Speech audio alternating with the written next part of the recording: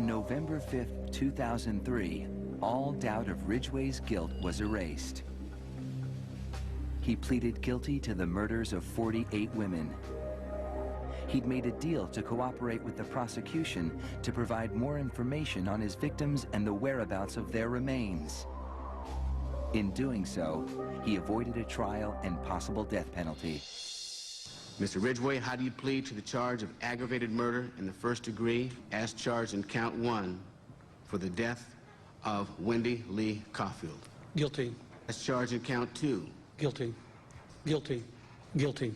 You know, he killed so many people, he didn't remember who they were, what they looked like. I just couldn't believe that somebody could kill all those people and not remember them. Neither could the angry relatives of his victims, who were invited to speak in court when Ridgway was sentenced to life without parole on December 18th, 2003. You had said your memory, when it comes to all of the women you took, was gone. Our memory is not.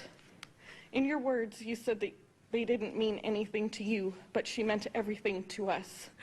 She was a mother, she was a wife, she was a sister, and we miss her.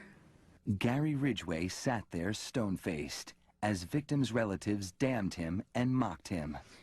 He's an animal.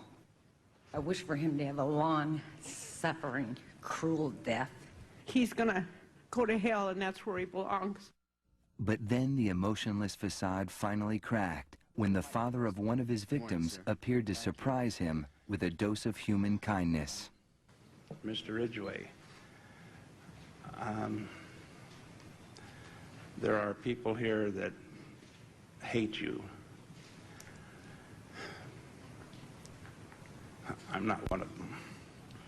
You've made it difficult to live up to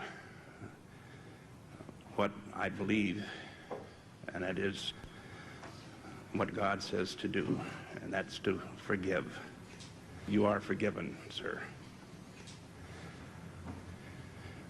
Those tears and a statement he made to the court later that day were as close to showing real remorse as Gary Ridgway had ever come.